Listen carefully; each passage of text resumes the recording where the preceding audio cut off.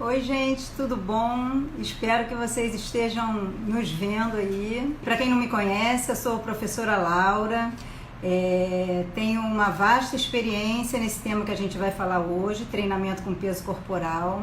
Eu sei que muitos receberam o e-book, eu já fiz uma chamada lá no meu Instagram sobre as perguntas, eu tive assim diversas perguntas, fiquei muito feliz com o retorno de vocês e eu tentei fazer um resumo de todas as perguntas para otimizar ao máximo esse tempo de resposta também aqui, que a gente tem 1 hora aqui nesse contato, né?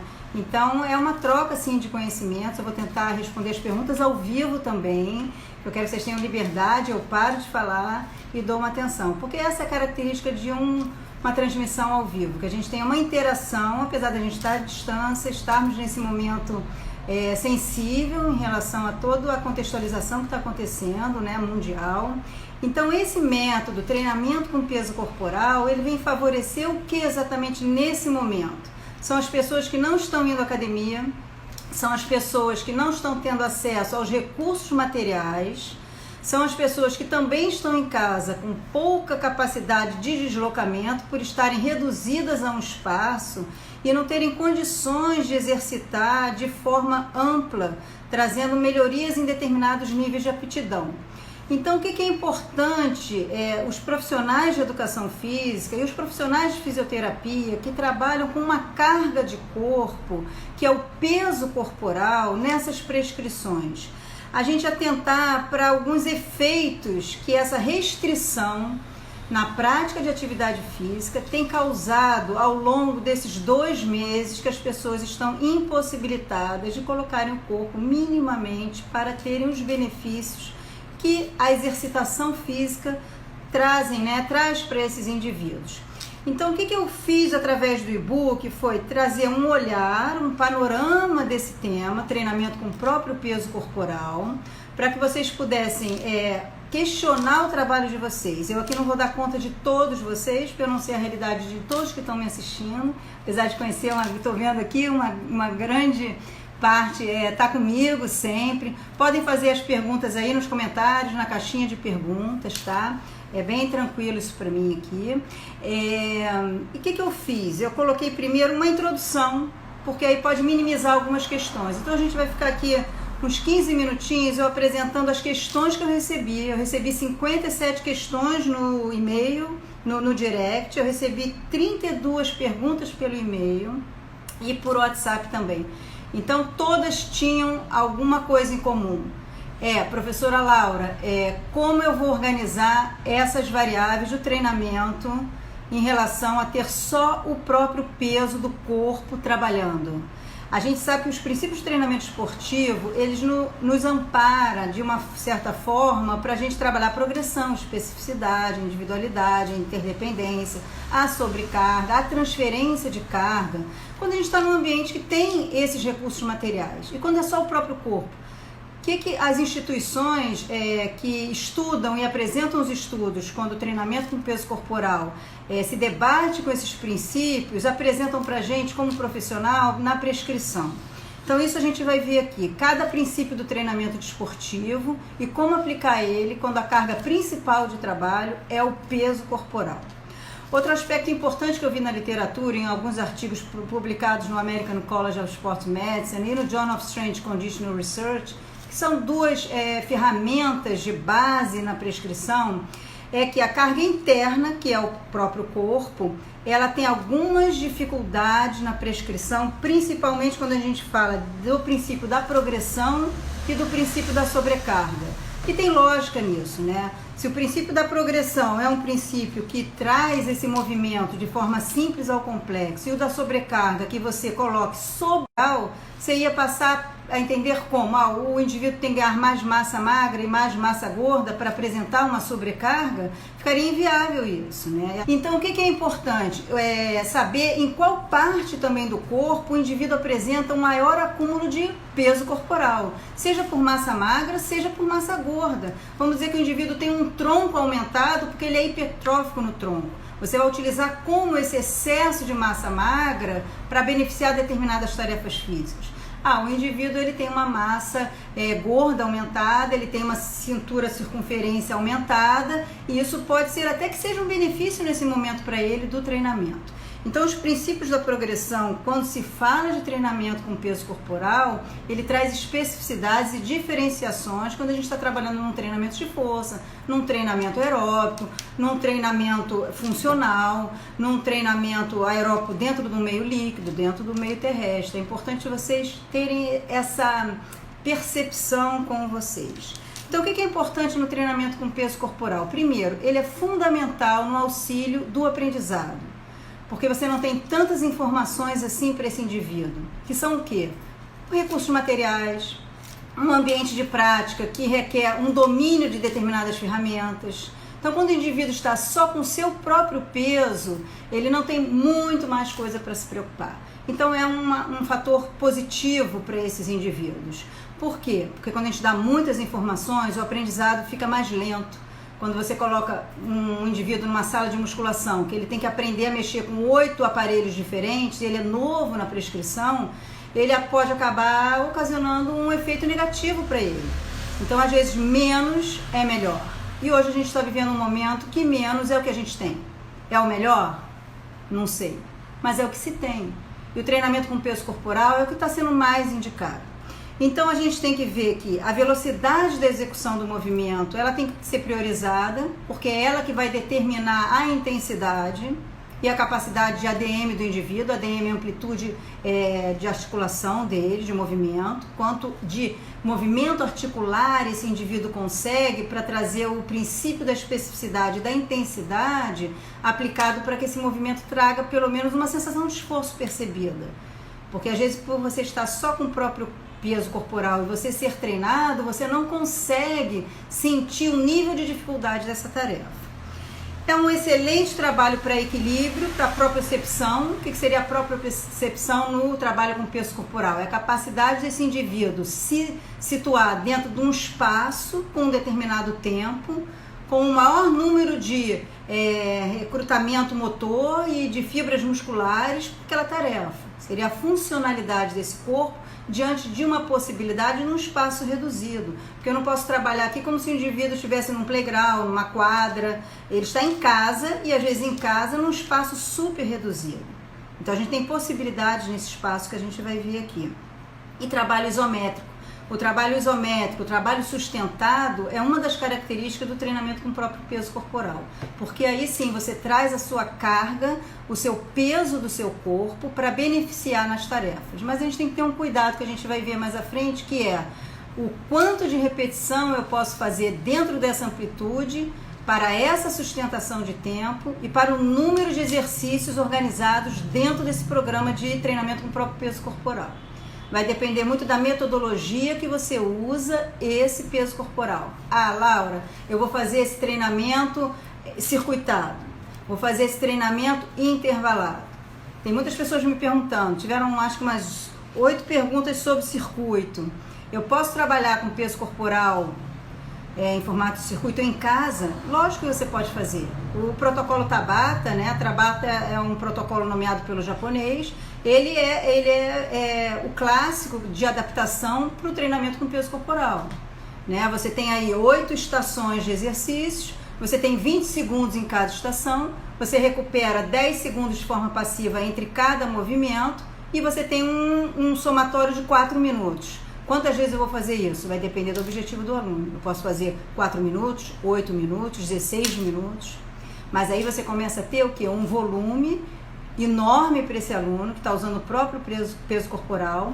Então você começa a ter uma sobrecarga nas articulações, uma sobrecarga na musculatura, e aí você tem que atentar qual é o nível de capacidade desse aluno. E aí lá no e-book, quem já está com o e-book aí, a gente dividiu em alunos iniciantes, intermediários e avançados, né? Deixa eu ver aqui, dar uma pausinha. Quanto mais estímulos diferentes, melhor para o condicionamento geral. Quando você fala, oi Cris, tudo bom? Boa pergunta, Cris. O que acontece quando você dá muitos estímulos e você associa ele a ter mais condicionamento? Você acaba saindo um pouco do princípio da especificidade. Então, se esses estímulos são direcionados para a mesma valência física, com certeza você vai gerar melhor desempenho em determinadas tarefas. Mas se você traz muitos estímulos com valências físicas diferenciadas, você perde o princípio da especificidade. Um exemplo, o circuito quando é de uma aptidão geral, você coloca um trabalho de resistência à força, um trabalho aeróbico, um trabalho funcional. Você acaba não dando ao indivíduo tempo e treinabilidade suficiente para que ele tenha ganhos na aptidão aeróbica, porque logo em seguida você está trazendo uma outra valência física. Então é importante, se você quer desenvolver a capacidade aeróbica do indivíduo, esse treino com peso corporal tenha variações dentro do próprio aeróbico. Um exemplo, um momento faz o bump, um momento faz polichinelo, faz a marcha parada, faz um degrau, aí você está trazendo a aptidão aeróbica como valência principal desse treinamento para o próprio peso corporal. Variação de estímulos e grupamentos. Eu gosto desse trabalho de variação de estímulos e grupamentos quando ele é feito para aptidão geral. Eu sou muito defensora da especificidade do treino, porque a gente só tem ganhos quando a gente gera essa especificidade. Agora sim, Amanda, tudo bom? Tudo bom, Paulo? E pessoal do Nordeste, gente, tô vendo o pessoal do Nordeste, pessoal da Bahia, muito legal, tô gostando de ver vocês aqui. Então, quando a gente fala de alunos iniciantes, o que é importante? Poucas repetições. Por que eu trago um destaque no e-book para poucas repetições? Porque através de poucas repetições você consegue atingir um aprendizado melhor e maior. Quando eu falo melhor, eu falo em qualidade. Quando eu falo em maior, eu falo em quantidade. Vamos dar um exemplo. Uma vez feito 5 repetições do agachamento, o indivíduo consegue dominar o gesto motor do agachamento. Laura, mas não é através da repetição que a gente tem um estímulo cognitivo e memória de fibra para que ele possa avançar e realmente ter um aprendizado? Sim. Mas se você está falando de um aprendizado que não vem com sobrecarga posterior no treinamento com peso corporal, você não vai fazer o agachamento para depois colocar uma barra, pelo menos hoje, que o indivíduo não tem barra. Também é uma característica dele, você fazer uma adaptação para um movimento posterior. Treina ele sem a barra, aprendeu a fazer o gesto correto, o movimento correto. Quantas repetições ele faz? 20 do agachamento de forma correta. Por quê? O número de repetições está diretamente relacionado ao gesto da performance. Às vezes o indivíduo faz 5 repetições bem. Quando ele está na 7ª, na 8ª, independente de estar com cargo ou não, ele já começa a jogar o joelho para frente, solicitar a lombar, faz uma amplitude reduzida. Por quê? Porque às vezes o próprio peso corporal já está sendo um sinal de limitador desse agachamento. Então isso é um sinal muito importante. Isso é uma linha muito intermediária entre a capacidade de realizar um movimento e a capacidade de realizar ele durante um determinado número de repetições. Esse é um tipo de avaliação boa pra gente ver o que exatamente pega quando você coloca a barra nas costas no agachamento. Ele não sabe fazer o agachamento ou é a sobrecarga que está prejudicando essa amplitude de movimento? Alguma coisa por aí simples. E aí, Luiz, tudo bom? Meu fisioterapeuta, mobilidade versus estabilidade. Perfeito, Luiz. Eu e o Luiz estamos organizando uma live, tá? Que ele vem falar justamente dessa capacidade dos indivíduos estarem com limitações dentro de casa e com o próprio peso corporal, mais voltado para a área da fisioterapia. Quando a gente fala dos alunos iniciantes, poucas repetições, a gente tem o aprendizado, como eu já falei, e a correção. A correção pelo número de repetições. Então a intensidade tem que ser moderada. Como é que você controla a intensidade desse peso corporal? Através da velocidade de movimento. Só que eu vejo o que eu tenho visto? As pessoas fazem ou burpee, ou polichinelo, ou a flexão de braço com muita velocidade para ganhar resistência, para ganhar potência, e acaba tendo um déficit de capacidade de execução da técnica de movimento. E aí ela peca na técnica de movimento, sobrecarrega a articulação, não finaliza esse movimento. O movimento tem um início, meio e fim. O início é bom, o meio está mais ou menos e o final não acontece. Porque a amplitude de movimento não está sendo feita de forma adequada. Um exemplo, a flexão de braço. Você vai fazer a flexão de braço. Ok, fiz dentro do padrão. Faço uma, ok, 2, 3. Na 4ª, 5ª, 6ª você já não consegue fazer. Aí se você aplica mais um estímulo que é a velocidade, aí começa a ter os prejuízos. Então, aluno iniciante, fiquem atentos ao número de repetições. Os alunos intermediários, você já pode trazer um número maior de repetições e deve, porque aí já começa a entrar a intensidade. A gente sabe que o número de repetições está relacionado ao volume de treino. mas para o treino com peso corporal, ela está relacionada também à intensidade, principalmente quando você finaliza com um processo de isometria. Então são exercícios fáceis, difíceis, simples e complexos, é o que a gente vai ver agora também. Os alunos avançados, muita repetição, você pode abusar de repetição, se ele é um aluno avançado, com uma boa articulação, com uma boa força muscular e com combinações, que aí você começa a trazer o quê? Os movimentos complexos, tá? Isso é muito importante. Eu acho que a gente tem uma pergunta aqui. Não, tá tranquilo. O que acontece com o aluno avançado? Ele tem uma limitação quando ele trabalha com o próprio peso corporal. Por quê? Porque você não coloca sobrecarga. A sobrecarga pode estar quando a gente trabalha com mínimo de recurso material, porque essa é uma característica do treinamento com peso corporal. O recurso material, ele não é a variável principal do treino, ele é só um complemento do treino. Ele serve como um veículo para você trazer mais amplitude, um pouco mais de resistência e um pouco mais de variação, e um pouco mais de estímulo e de motivação. Porque fazer todos os exercícios da mesma forma, por mais que ele traga efetividade em performance, ele também gera uma desmotivação. E a gente sabe que o princípio da variação, ela traz estímulos diferenciados em fibras, em articulações e até em memória e até em motivação. E aí o indivíduo consegue também colocar depois uma sobrecarga, que não é o nosso caso principal aqui hoje. Então, quando a gente vê que esse indivíduo ele está realmente conseguindo atingir esses níveis, você tem o padrão dele em relação ao que o Colégio Americano de Medicina do Esporte apresenta para a gente, que é o nível de aptidão inicial dele. Ele é intermediário, avançado ou está iniciando os programas de exercício. Isso é muito importante. E aí uma pergunta que ficou muito clara nessas perguntas que vocês enviaram é: qual o volume e intensidade ideal para o treinamento com peso corporal? Eu acho que o protocolo Tabata, principalmente para os alunos intermediários e avançados, hoje em casa é um ganho muito legal. Porque ele controla o tempo, que são 20 segundos, ele controla a recuperação, você sabe que aquele indivíduo ele está recuperando.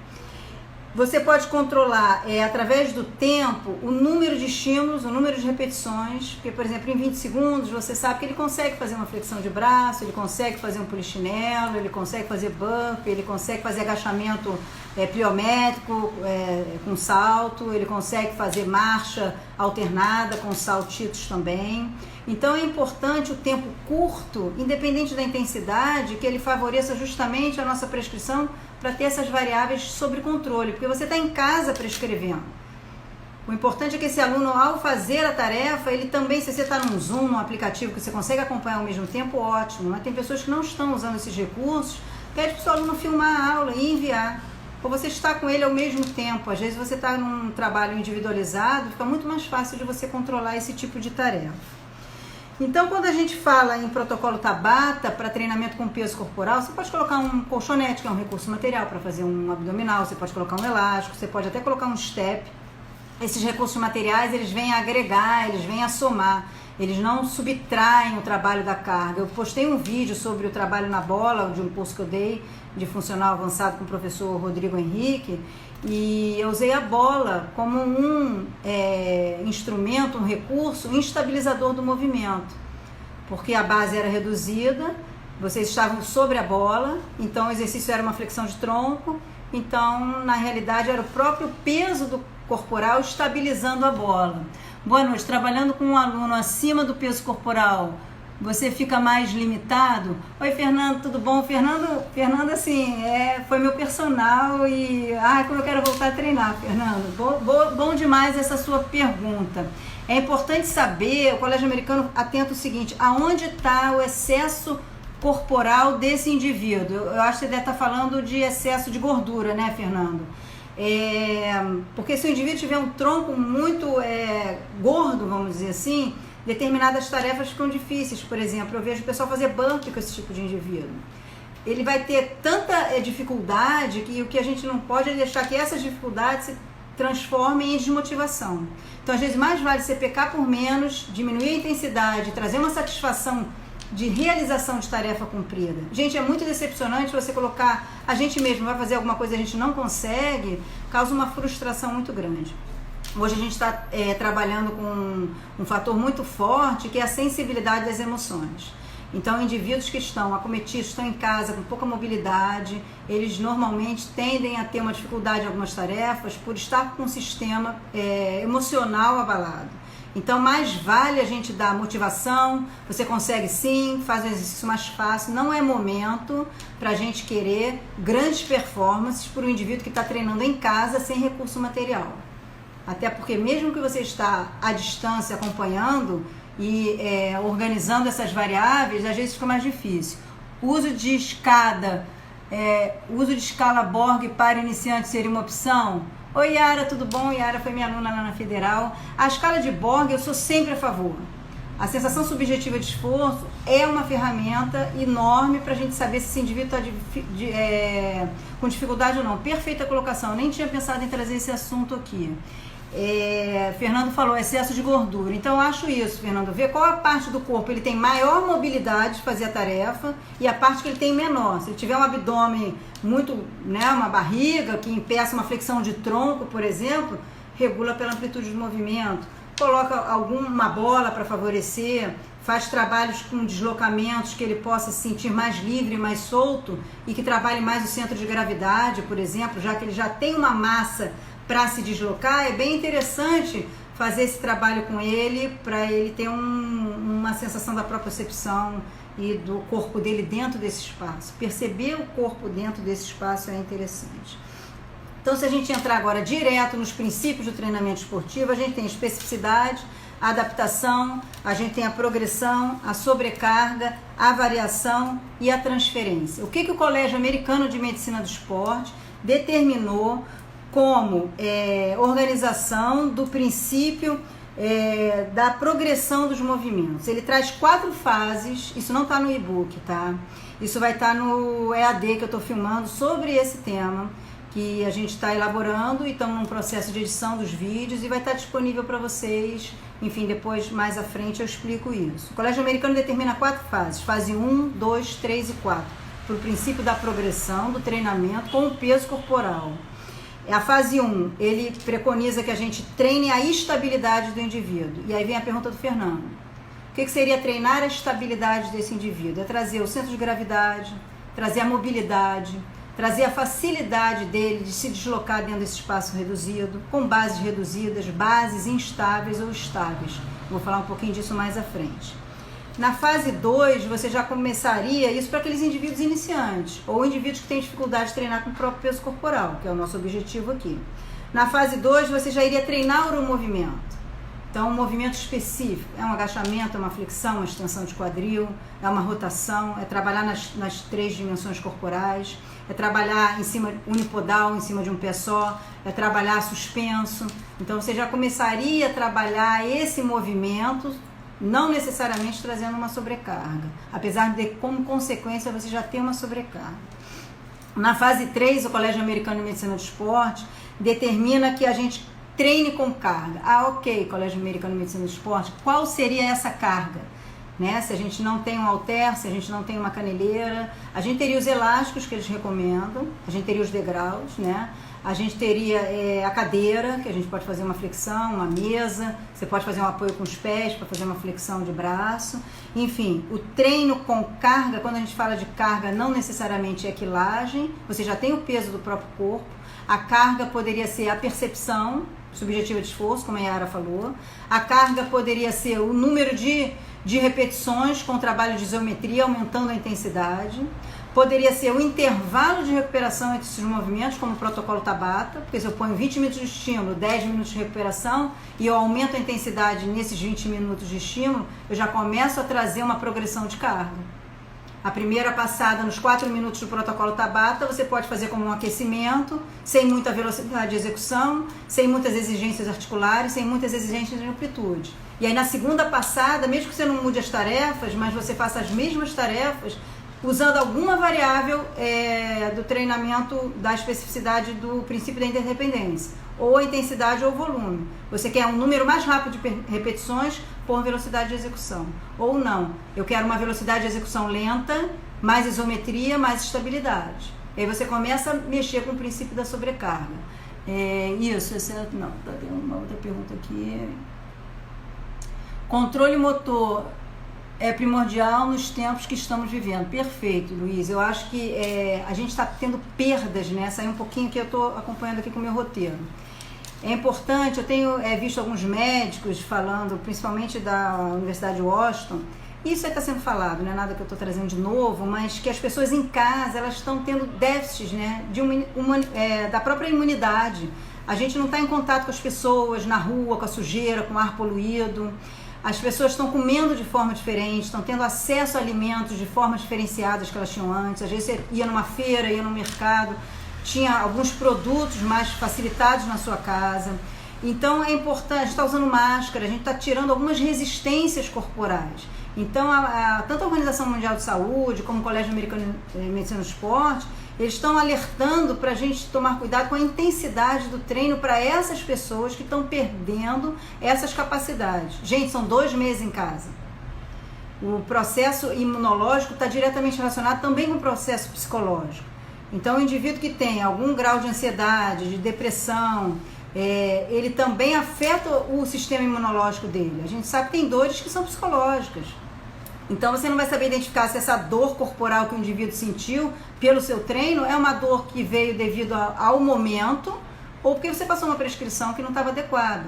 Então, é importante vocês ficarem atentos a isso. O momento é de trabalhar esse corpo de forma que esse indivíduo consiga manter minimamente os padrões dele de aptidão. Então, o cara que é muito treinado, não tem como, ele vai perder se ele não tiver estrutura para treinar mínima. Ele vai perder. Tem gente que eu tô vendo assim, nitidamente, amigos hipertróficos perdendo quantidade expressiva de massa magra. Porque não tem como, faz falta a sala de musculação. Então, aquele nosso aluno que está na sala de musculação, você vai estar prescrevendo treinamento com peso corporal, e ele nunca fez velocidade, nunca trabalhou com grandes amplitudes, ele sempre está na máquina, sempre fazendo tudo mais controlado, com estímulos de carga que não é o próprio corpo, toma cuidado, porque ele é um aluno iniciante na ginástica corporal, na calistenia, no treinamento funcional. Então ele tem que ser tratado como um aluno iniciante. E também o aluno que já é intermediário treinado, que ele está tendo perdas. Eu acho que cabe uma avaliação, vocês fazerem anamnese, vocês fazerem um questionário, como é que você está, como é que está a sua alimentação, como é que você está dormindo, está bebendo mais, está tomando algum medicamento. Eu acho que isso é fundamental para a gente. Eu acho que a única pessoa que pode fazer isso hoje é o profissional de educação física. Esse controle da saúde em relação à aptidão física, não a medicamento. Estou querendo falar em relação ao quanto de exercício é necessário para esse aluno que está em casa. Não tem ninguém no mundo mais apto para a gente do que a gente para prescrever isso. Estou vendo que tem outras pessoas entrando nesse meio, mas é a gente que tem essa responsabilidade. Um profissional de educação física, com muita seriedade. Eu tenho visto excelentes trabalhos à distância, excelentes trabalhos EAD.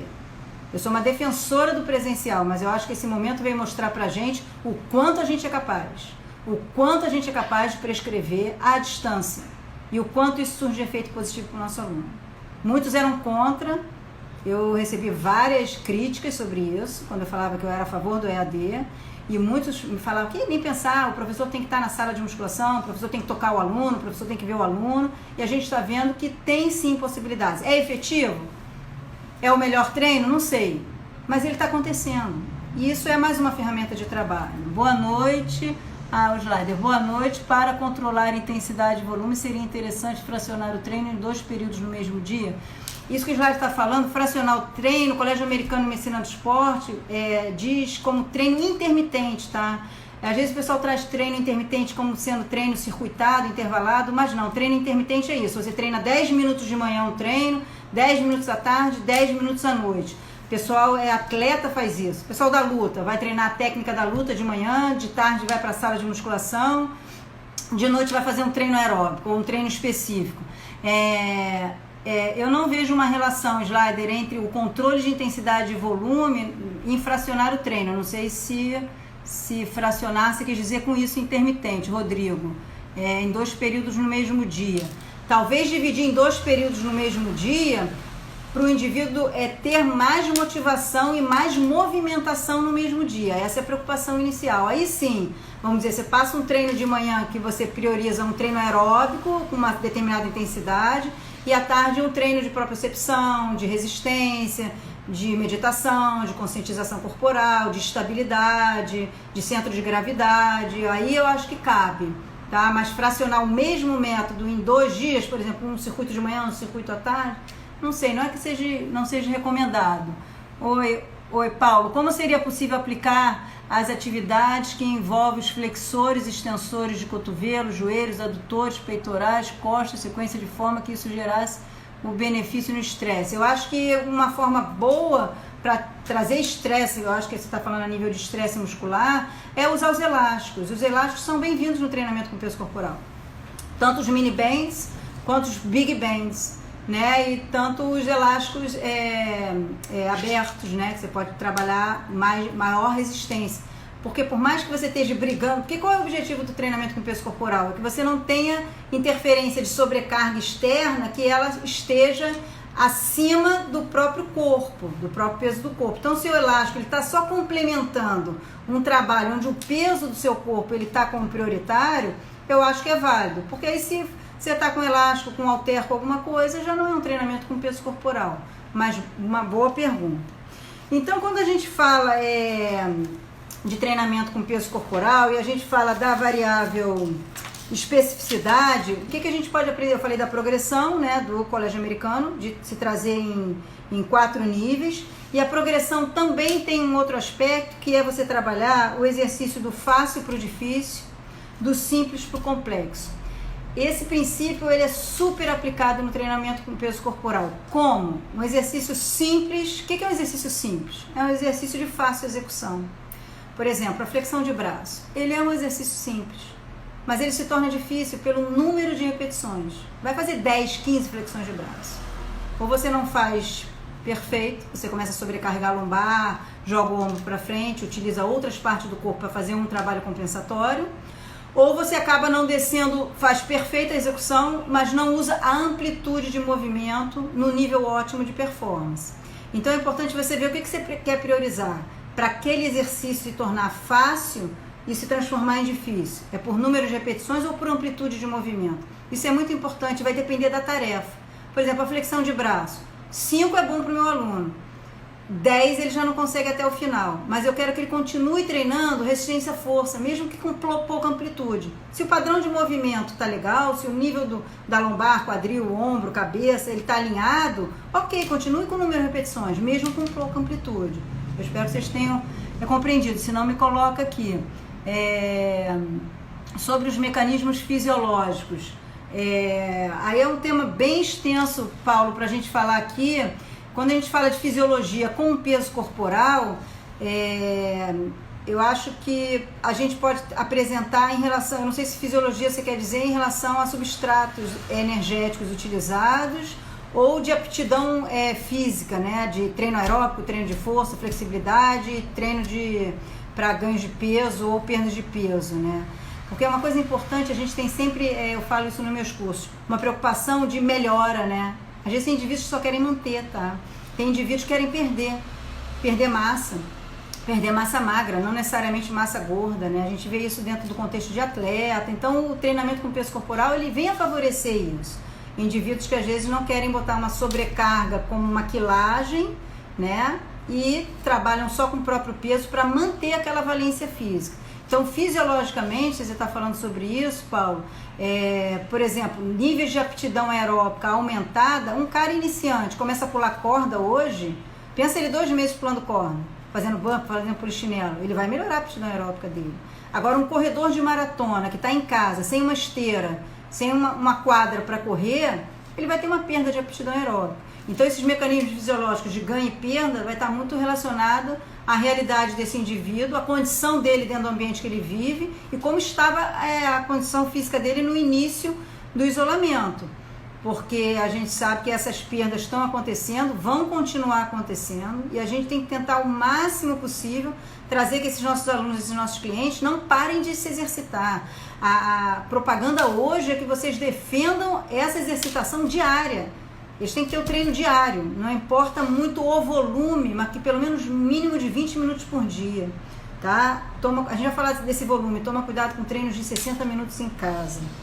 Então, quando a gente fala da progressão do fácil para o difícil e do simples para o complexo, não necessariamente um movimento simples, tá? É um movimento difícil, ou um complexo é um movimento difícil. A complexidade da tarefa, ela está diretamente relacionada ao número de estímulos que você dá para aquela tarefa. Então, por exemplo, a flexão de braço pode se tornar um movimento difícil, mas ele não é complexo. Agora, se você faz variações na passada, lateral, passada à frente, passada atrás, passadas e agachamentos com salto, numa sequência de tarefa física com peso corporal, você aumenta o grau de complexidade desse movimento. Então, o grau de complexidade para o treino com peso corporal, ele está relacionado à condição de memorização da tarefa. Então, o protocolo Tabata, por exemplo, ele é um protocolo que trabalha com essa complexidade.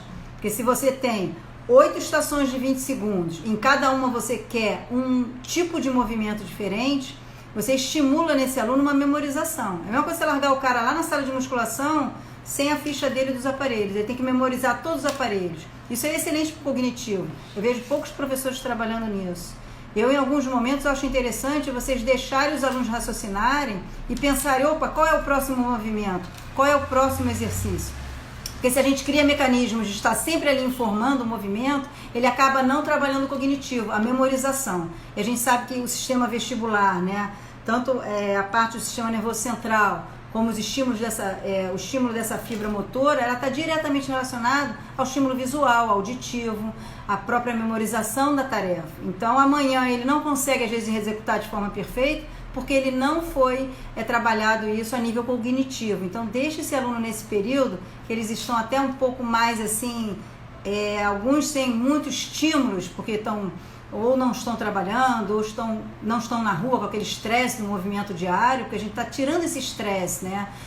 Principalmente quem mora aqui no Rio de Janeiro, né? Dessa violência, de coisas acontecendo na rua. Então, o indivíduo está em casa com mais necessidade de trabalhar também esse cognitivo, tá?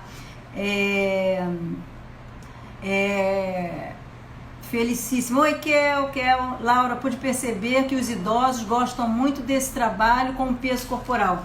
Perfeito, Kel. Kel é uma excelente profissional, ela é fisioterapeuta, professora de educação física, tem um estúdio de fisioterapia lá dentro do Fluminense e está fazendo o trabalho dela com os idosos, porque ela tocou num ponto muito importante, como trabalhar os idosos. E bom ter um retorno aqui. Eu assisti um vídeo do Colégio Americano hoje, como eles estão fazendo o trabalho com peso corporal com idoso em casa e com idoso com sobrepeso, não necessariamente o idoso treinado. O que eles estão fazendo? A marcha, eles fazem a progressão, uma marcha fácil, que é tirar um pé de cada vez do chão, uma marcha um pouquinho mais avançada, que é alternar cada pé saindo do chão, elevação de joelhos, depois você coloca os braços, depois você faz a combinação, aí você coloca perna e braço saindo ou não do chão. E aí depois você faz o quê? O deslocamento. Você faz a marcha deslocando o braço, perna, elevando ou não as pernas. Isso é o princípio da progressão. Então, de um movimento simples que é a marcha, que você só eleva as pernas do chão, de um movimento um pouco mais difícil para eles, que é a marcha com os braços, e um movimento um pouco mais complexo, que é a marcha em deslocamento com os braços e alternado. A gente já tem o princípio da progressão. Então, quando você começa a setorizar esse movimento e trazer blocos de estímulos, você começa a trazer o princípio da progressão, que é o princípio mais difícil da gente trabalhar hoje em casa, né? Então, a sobrecarga. Então, a gente falou da progressão, a gente falou dos dois modos de progredir o movimento.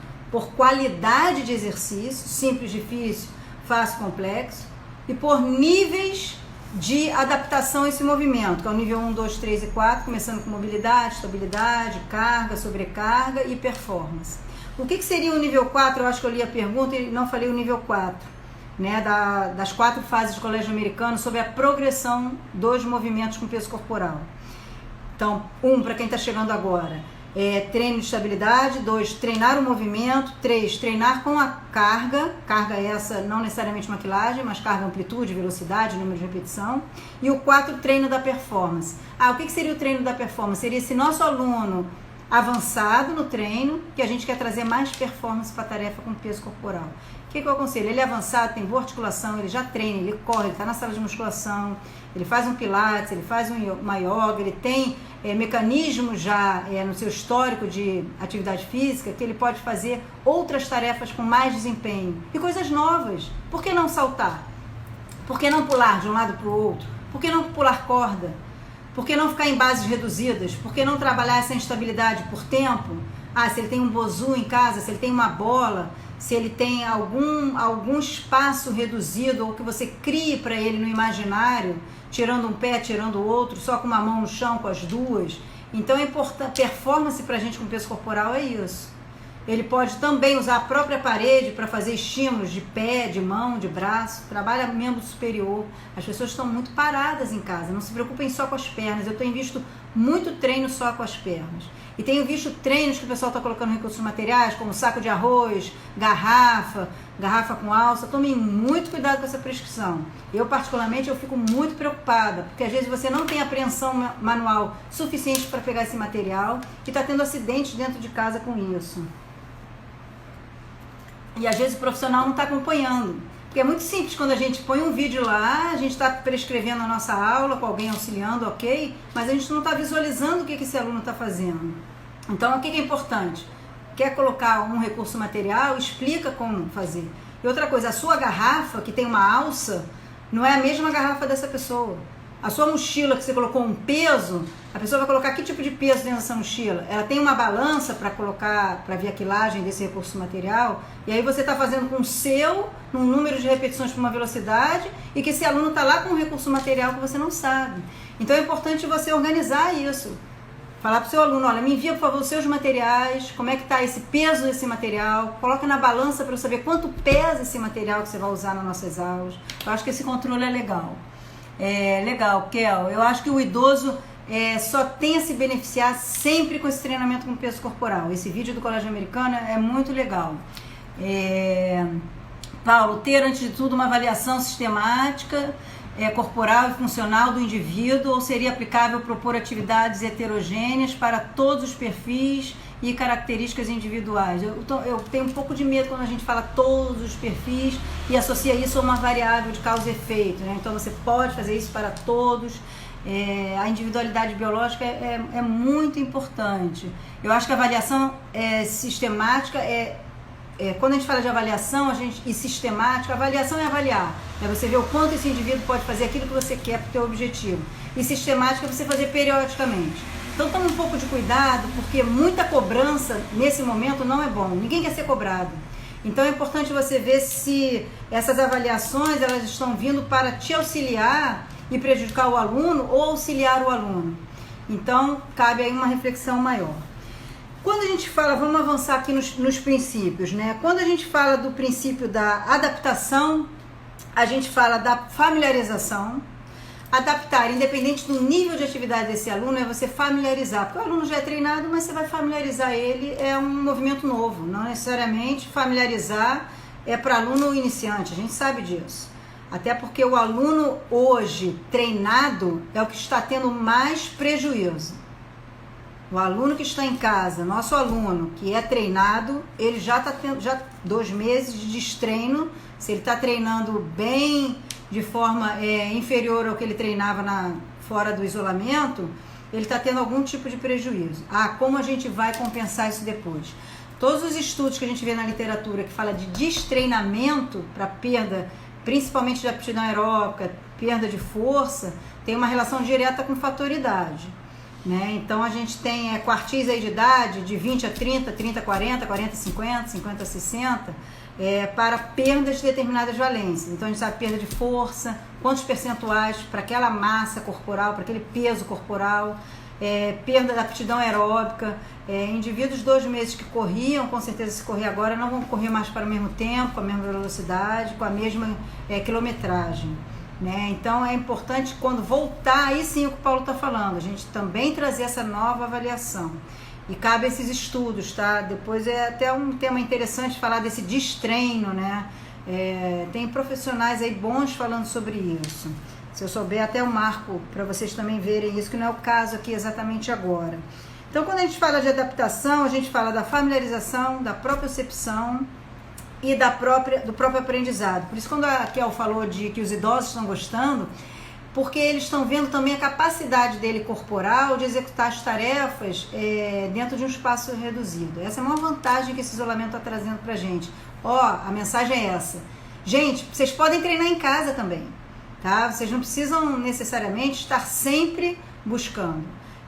Eu não vejo a hora das academias abrirem, eu não vejo a hora da gente estar trabalhando com segurança, dentro dos quesitos necessários para estar de acordo com todas as diretrizes que estão acontecendo aí pelas organizações que estão em torno da saúde, mas a gente sabe a importância social que a academia de ginástica tem, os clubes, as praças e os trabalhos em grupo.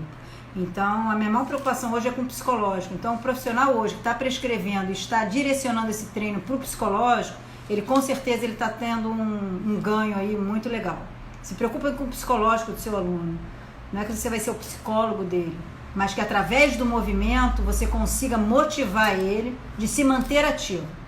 Quando eu falo do psicológico, eu falo disso, de você cada vez mais trazer condições para esses alunos de estarem motivados diante da movimentação do corpo, gente. Porque o corpo está parado, o corpo está sentado vendo televisão, o corpo está deitado, o corpo se movimenta da sala para a cozinha. Então, essa movimentação tem que ser um pouco mais intensificada através da prescrição. No mesmo lugar, sim. Tem vários movimentos para isso. Quando a gente fala de especificidade no treinamento corporal, com peso corporal, a gente quer ver o que determinado estímulo provoca como resposta. Então, vamos dar um exemplo. Você sabe que o indivíduo faz 20 polichinelos em 30 segundos. Mas você verificou através do vídeo que esses 20 polichinelos em 30 segundos, eles estão muito lentos. Ele consegue ter mais velocidade de execução, acelerando esse movimento. E esse indivíduo é capaz para isso. Então, esse é o princípio da especificidade no treinamento com peso corporal.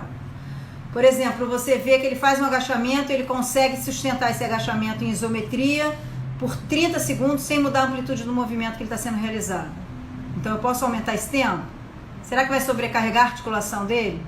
Será que vai sobrecarregar o grupamento muscular reto-femoral? Como é que vai ficar será que vai sobrecarregar a lombar? Como é que fica esse estímulo do princípio da especificidade para eu ter uma resposta de maior tempo naquela tarefa, sem entrar em processo negativo, né? Quando o corpo começa a sofrer, o corpo tem que sofrer. A gente tem uma preocupação em proteger esse aluno, mas o corpo não tem como, ele tem que sofrer estímulos e pressões físicas para poder ter resultados. Então, às vezes, vale deixar ele um pouco ali, mesmo que você esteja à distância vendo ele fazendo, isso é importante. Quando a gente fala do princípio da sobrecarga, a gente fala em dois princípios, para o peso corporal também, da adaptação e da continuidade, que aí vem um pouco o que o Rodrigo falou, quando ele fala em dividir esse treino por volume e intensidade, manhã e tarde, né, ou noite. Se esse seu treinamento não tiver continuidade, toma cuidado com as pessoas que estão treinando 2 vezes na semana, só 20, 30 minutos, tá? Porque uma coisa é ela treinar 20, 30 minutos com você e ficar o resto do dia sentado. Todos os estudos que falam de epidemiologia, de saúde, de promoção da saúde, de promoção de número de calorias gastas diárias, de quantas quilocalorias você vai ter que gastar para ter perda de peso, para ter melhora de aptidão, eles preconizam que não adianta fazer 1 hora de tarefa, isso já é sabido na literatura, só para a gente pegar o gancho aqui para o princípio da sobrecarga. Não adianta fazer 1 hora de tarefa e ficar 10 horas sentado no escritório.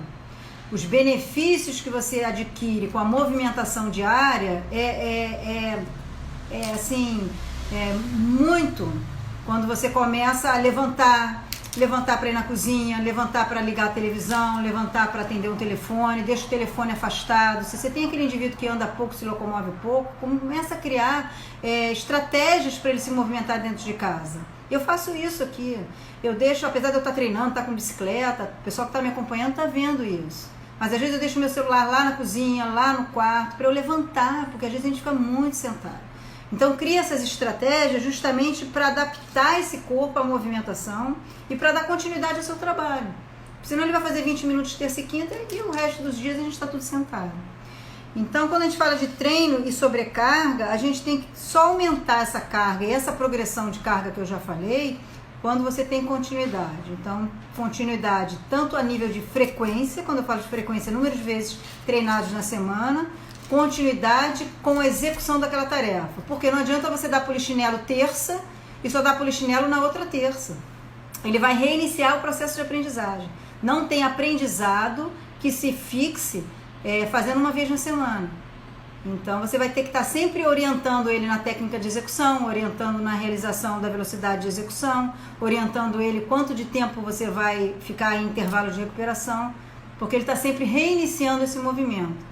Então, por isso que eu prefiro que você firme poucos exercícios e trabalhe ele por um determinado tempo, com progressão, com isometria, com sustentação, com aumento de número de repetições, para depois começar a colocar outros movimentos, principalmente para os alunos iniciantes, tá? Isso é importante.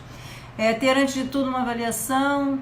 Em relação a idosos, devido à perda de musculatura, alguns exercícios com peso corporal, uma repetição pode acabar se tornando uma repetição máxima. Perfeito, Rafael. Eu acho que é isso que você está perguntando, porque houve uma duplicidade de palavras. Em relação a idosos, devido à perda de musculatura, eles estão tendo uma perda, todos estamos, né? O idoso tem uma perda acentuada, com certeza.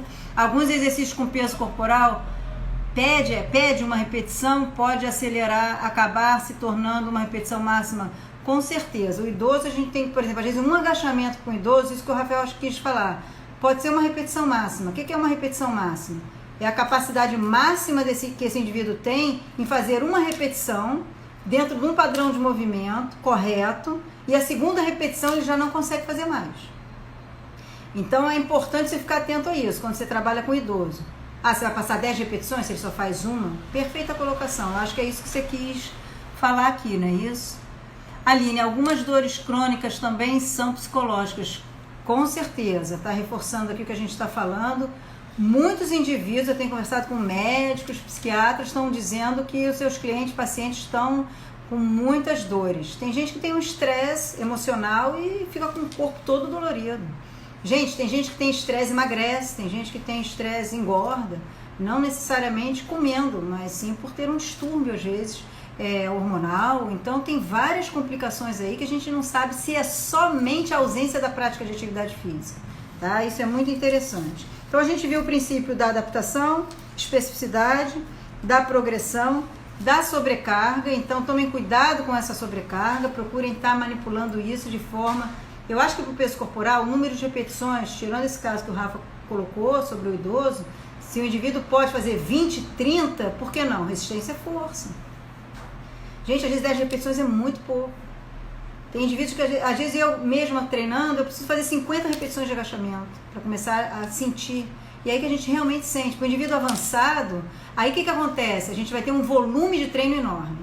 Né, lógico, você faz 150 repetições de agachamento, 3 séries de 50. Aí você vai fazer o quê? Você vai fazer uma série de 50? Ou é melhor você fazer 3 séries de 15, mas uma velocidade mais lenta? Olha quantas formas de ordenar esse exercício a gente tem. O que é mais eficiente? Trabalhar esse volume ou a intensidade? O que vai determinar isso é a capacidade do seu aluno e o objetivo dele. Porque se é um aluno que está perdendo massa magra e ele precisa ter mais resistência, força, sem material, o número de repetições vai interferir diretamente com esse ganho de resistência e força. Se é um aluno que é hipertrófico, está com alguns recursos materiais, está conseguindo manter isso através de suplementação, através de algum treino, e você está usando treinamento com peso corporal para ele manter uma determinada intensidade, porque ele não está lá na sala de musculação, aí vale a pena você colocar esse agachamento como pliometria, saltos, e aí trabalhar potência, trabalhar explosão, tá? Porque às vezes para o indivíduo que você quer manter essa massa magra, você trabalhar a explosão, dependendo da alimentação, ele vai ter perda de massa magra. Então é importante também vocês terem esse olhar multidisciplinar para a alimentação, para o quanto de exercício ele vai fazer e para a quantidade e qualidade de recurso material que ele tem em casa. Quando eu falo de quantidade, é o quanto de variação de recurso material. Quando eu falo de qualidade, é o quanto esse recurso material efetivamente vai trazer melhora. Por exemplo, eu estou com um halter de 5 quilos aqui, eu faço rosca bíceps com 10. Então, a qualidade desse meu halter não está suprindo a minha necessidade. O que é melhor? Eu fazer 30 repetições de rosca bíceps com esses 5 quilos. É melhor eu fazer uma sustentação mesometria, fracionar isso, ou fazer uma exaustão, uma rosca com uma pliometria de membros superiores, fazer uma combinação. Isso que vocês têm que também estar administrando para que esse princípio da sobrecarga aconteça, senão você vai dar sempre a mesma coisa. Eu acho que isso é importante. Felipe, com certeza, é uma nova realidade, não o treinamento com peso corporal, mas a forma de prescrever esse corpo dentro de um espaço reduzido. Excelente colocação, relação de dar tarefas que o aluno possa cumprir, trazer sensação de prazer e fazer toda a diferença no cenário atual que estamos vivendo. É interessante alterar cadência de movimento. Perfeito, Henrique. Eu acho que quando você diz cadência de movimento, você está me falando velocidade e ritmo, né? Tome cuidado um pouco quando você trabalha velocidade e ritmo. Às vezes a gente tem, quando você faz a marcha, por exemplo, você estipula um pace, um ritmo de movimento, e não necessariamente você está trabalhando uma velocidade nesse movimento, mas você está trazendo um movimento mais cadenciado, pode até ser lento e não veloz, numa velocidade mais lenta. Eu acho que é isso que você quis dizer, tá?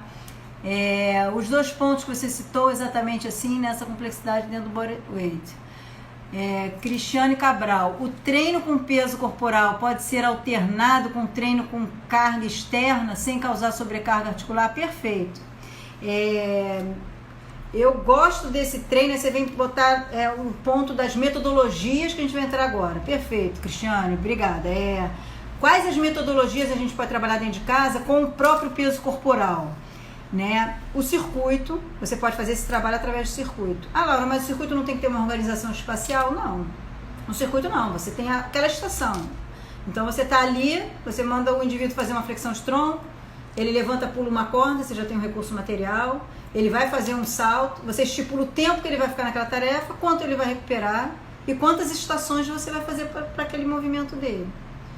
O único problema nosso no circuito com peso corporal, independente de usar ou não recurso material, Cristiane, é que você vai ter que estipular quantas voltas, e se você quiser mudar esses movimentos para ficar mais criativo e ter mais variações de estímulo, você vai ter que determinar isso antes. Então o que eu aconselho? Você está no WhatsApp, se você está num Zoom para um grupo, você tem que mandar essas informações antes da prescrição. Se você está individualizado por um WhatsApp, por um vídeo, ou até mesmo no Zoom, você tem que também previamente colocar para o indivíduo estudar também. Olha, a gente vai passar um áudio para ele ou por vídeo você explicar. Porque o que acontece quando o movimento não está determinado previamente? Você vai ter que parar aquele treino para explicar. E ele perde o quê? O tempo de treino. Não, pensa você no meio do circuito. Não, agora para, deixa eu te explicar. Eu estou vendo alguns professores prescreverem assim. Perde a eficiência do treinamento. Ele vai parar nos 10 minutos, nos 10 segundos, nos 20 que você estipulou de recuperação. Se você for explicar, dependendo da forma que você explique, você vai às vezes gastar 1 minuto explicando. Nisso o indivíduo já recuperou. Aí entra o que o Paulo falou sobre as questões fisiológicas. Se seu treino era um treino de característica aeróbica, que você queria poucas recuperações, mantendo uma sensação subjetiva de esforço de intenso a muito intenso, e você para 1, 2 minutos para explicar porque você não explicou antes, você não enviou essa tarefa antes, eu não estou ganhando para fazer isso, Laura. Aí você começa a questionar. Agora, se o indivíduo está te pagando para você ser o profissional da prescrição, você tem que se organizar nesse momento. E outra coisa, gente, quando voltar todo mundo a trabalhar, aquele indivíduo que treina com você 2 vezes na academia, você tem um repasse lá naquela academia, você pode fazer um valor para ele legal, para você prescrever com ele em casa. Aquele teu indivíduo que está viajando, que está num quarto de hotel, vai viajar, mas a nossa prescrição vai continuar. E a gente vai continuar recebendo, porque a gente está sem receber. Então, o que é importante? Lógico que a gente sabe qual é o objetivo do aluno. Né? E você ter essa metodologia sua, EAD, online, à distância, eu falo que não presencial, né? O método que você vai usar para prescrever independe, você não está presencialmente com esse seu aluno. Então é uma forma da gente ter também, principalmente treinamento com peso corporal, de mandar uma mensagem para esse aluno que você pode treinar quando você viajar, quando você estiver num hotel, numa pousada, quando você estiver no trabalho. Quando o aluno estiver em casa e não puder ir à academia, porque tem um trânsito, porque a academia não está aberta, porque é domingo, ou porque você também está doente, está de casa. A gente tem que ter uma preocupação aqui conosco como profissionais, né? Porque normalmente a gente se preocupa muito com o aluno, muito com o nosso trabalho, e a gente esquece da gente. Tem dias que a gente também não está apto, não está capaz para prescrever na academia, no clube, na praça. Por que não prescrever de casa? Por que não já criar meios para esse aluno estar na sua residência e receber essa prescrição? Porque, gente, se a gente já conhece o aluno, se a gente sabe a capacidade dele, esse momento está vindo para favorecer a gente, mais um mercado de trabalho. Tem diversas academias fechando, tem diversas pessoas sem ganhar dinheiro. Eu mesma não estou ganhando dinheiro com meus cursos, então a gente não sabe como vai ficar essa situação. E por que não? Até o nosso aluno vai ter condição de pagar a academia? Né? Será que a gente vai ter condição de pagar esse repasse na academia também? Então vamos criar sim mecanismos, mas com segurança, com profissionalismo, com coerência, com respeito a esse corpo, com respeito ao nosso estudo, com respeito a tudo que a gente abraça, tudo que a gente faz de juramento quando a gente se forma, que é abraçar o maior número de pessoas com a maior qualidade na prescrição, colocando o maior número de indivíduos na prática de atividade física. E hoje a gente vê que a gente está impossibilitado de ir para a praia, de ir para a praça, de caminhar na rua. Então isso é uma coisa que vem contra todos os nossos princípios, que é colocar o indivíduo para andar, que é o primário do indivíduo. A gente está proibido de caminhar. Consegue ver a gravidade da situação. Desculpa, até um desabafo aqui com vocês, mas é uma realidade. E aí você vai correr, mas você tem que correr com uma máscara. Eu tentei correr, eu não consigo correr de máscara, eu não consigo nem falar com a máscara, mas a gente tem que usar a máscara. É importante nesse momento que a gente está vivendo. Então, às vezes eu vi vídeos de indivíduos que estão dentro de casa com o pessoal. Isso é uma questão com os pais idosos que estão fazendo treino com máscara. Tem uma redução de respiratória aí. Então também toma cuidado, esse indivíduo está treinando com máscara e você vai fazer atividades muito intensas, dependendo da qualidade dessa máscara, o ar não entra, não sai. Então a gente está tendo que ter tantas atenções hoje, né? Então eu acho assim que a gente voltou para o nosso número. Eu acho que se vocês quiserem eu continuo aqui mais um pouco, entendeu? Para poder justamente terminar aqui em relação ao e-book. Quando eu falei em bases reduzidas, bases instáveis e estáveis, eu acho que ficou legal, né? A gente consegue, através dessa redução de base e até mudanças de dimensões e amplitudes, como num degrau da casa, na escada do prédio, até dentro da casa às vezes tem um degrau, a gente consegue trazer um trabalho muito rico. É porque a gente tem um hábito de que pouco não necessariamente é muito bom, e hoje a gente está vendo que ter pouco ou estar trabalhando com pouco, a gente pode fazer muito e com muita qualidade. Isso está em todos os nichos de divulgação. Pessoas estão percebendo que não precisam consumir tanto, a gente está percebendo que a gente está gastando menos, a gente está percebendo que a gente não precisa comer, comprar tantas coisas no mercado. E com isso a gente está vendo um outro efeito, que eu vi uma reportagem, que o número de recursos materiais aumentou na venda assim expressivamente. Então as pessoas estão se equipando em casa. Essas pessoas que estão comprando o material são as pessoas de potencial para a gente treinar. Isso é muito legal. Kelly, no Tabata pode quebrar o ciclo de 8 exercícios em blocos de 2 em 2 exercícios, executando os 4 minutos em cada bloco. Além disso, pode colocar intervalo entre os blocos ou é aconselhável não ter? Excelente pergunta, deixa eu só ver se eu entendi direitinho. Quebrar o ciclo de 8 exercícios em blocos de 2 em 2 exercícios. O que acontece com o protocolo Tabata? Ele foi um protocolo feito pelo japonês para ser trabalhado em ciclo ergômetro para investigar potências de ganhos de VO2, né? E aí, como tudo na nossa área, em outras áreas, criou-se essa metodologia adaptada do protocolo Tabata em estrutura circuitada. Então, você pode fazer as adaptações ideais para o seu aluno e para você. Você não necessariamente precisa pegar aqueles 8 exercícios, porque às vezes 8 exercícios é o que eu falei no início, é uma memorização enorme se você não está lá com ele mudando e demonstrando essa mudança. O que eu aconselho, independente do protocolo que você vai usar, se você vai fazer um protocolo intervalado ou circuitado, toma cuidado, depois eu vou definir isso melhor. Que você cria a característica de estímulo, recuperação ideal para o seu objetivo. Isso é o mais importante. E aí depois você pensa no volume. O que seria o volume? O número de exercícios que você quer colocar. Vai recuperar ou não? A recuperação, o IR, intervalo de recuperação, que para mim, no circuito, quem já fez o meu curso de circuito, eu chamo de TT, tempo de transição, porque não dá tempo de ser caracterizado como um intervalo de recuperação, porque o corpo não entra em níveis ideais para que o próximo estímulo seja feito com o mesmo desempenho. Por exemplo, se a gente pegar o Usain Bolt, que eu sempre cito o exemplo dele, ele corre 100 metros, vamos dizer, 8 segundos. Ele consegue fazer esse treino 10, 15 vezes para o mesmo tempo, né, para a mesma velocidade? Não, ele vai ter que descansar o tempo fisiológico suficiente, 5 minutos, 8 minutos, para o corpo ganhar energia suficiente. Eu não quero entrar em mecanismos fisiológicos aqui, porque tem estudantes que nem todo mundo sabe da fisiologia, mas para ter o glicogênio, ter a fonte primária, para gerar energia, ele precisa daquela energia. Então, se você está num circuitado, Kelly, e você coloca o teu aluno de forma que depois de 4 estímulos ele vai ter uma queda nesse nível de energia, seja aeróbica ou muscular, você tem que rever isso, porque a gente perde o princípio da continuidade, que a gente chama continuidade aguda, que é a capacidade do indivíduo se manter nessa tarefa pelo tempo determinado.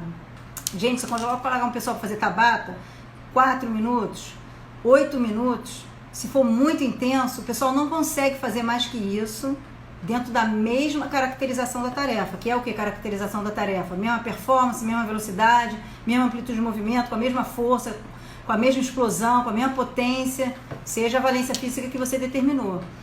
Então você tem que ter um termômetro para qual a variável que eu quero trabalhar. A potência, então você não vai poder trabalhar volume. Eu quero trabalhar uma resistência-força, então o volume já pode ser. Preciso recuperar tanto? Não. Por quê? Porque eu estou trabalhando com pouca repetição. Então esse teu tempo de transição é o quê? É só um tempo suficiente para o indivíduo dar uma pausa, beber uma água ou até mesmo pensar na próxima tarefa. E se você está à distância, até mesmo você falar, vamos lá, Kelly, agora pega a corda, vamos pular a corda. É um tempo transicional para que ele traga para o corpo um novo start, um novo início para essa tarefa. Isso que é importante. Eu acho que foi isso que você perguntou. O intervalo entre os blocos está diretamente relacionado com o que eu falei. Eu acho que se vai ter um volume grande, a intensidade vai tender a ser menor. Então, o tempo de transição pode ser menor. Se vai ter um volume pequeno, quando eu falo volume total para aquele treino, se vai ter um volume menor, você vai priorizar como consequência uma intensidade maior. Então, você coloca um tempo de transição um pouquinho maior. Mas aí você tem que tomar cuidado, porque às vezes você coloca 4 minutos de transição para um estímulo de 20 segundos, 4, quando você vê, você tem um volume grande, aí você tem uma característica aeróbica do treinamento. Então, às vezes, mais vale você fazer um treino de potência, de explosão, curto, com uma recuperação um pouco maior, mas não dar tantas voltas, como você falou, nesses blocos. Vê se é isso que você falou, tá? Eu acho que isso é importante. Oi, Éder, tudo bom? Boa noite, mais uma vez, estamos aqui de novo, Paulo, mas eu já vou encerrar daqui a pouco, porque é importante a gente também respeitar o tempo, que é um ao vivo tem 1 hora, a gente pode pensar em eu fazer outro ao vivo com vocês, com outros temas. Eu estou fazendo um e-book de ginástica, esse e-book também vai ser gratuito. E eu divulguei uma novidade, né, que ia ter aqui, eu acho que não estão todos aqui, mas depois eu vou postar e colocar essa novidade para vocês,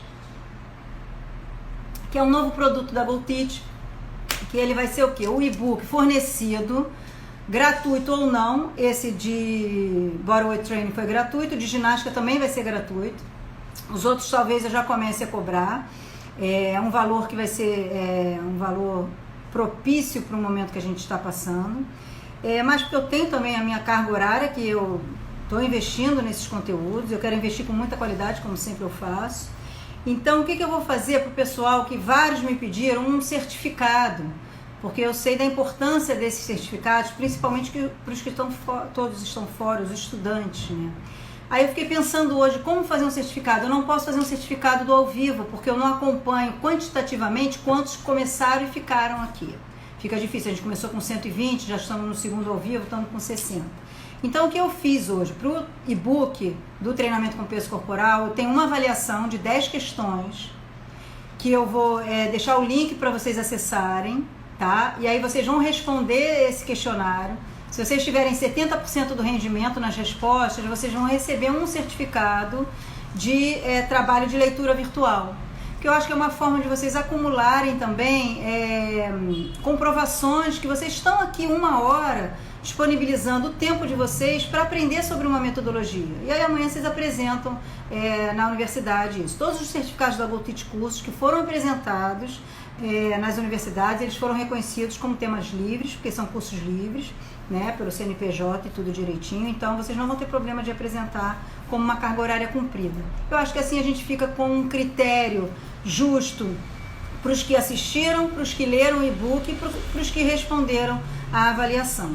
E o de ginástica também vai ser assim como os outros também.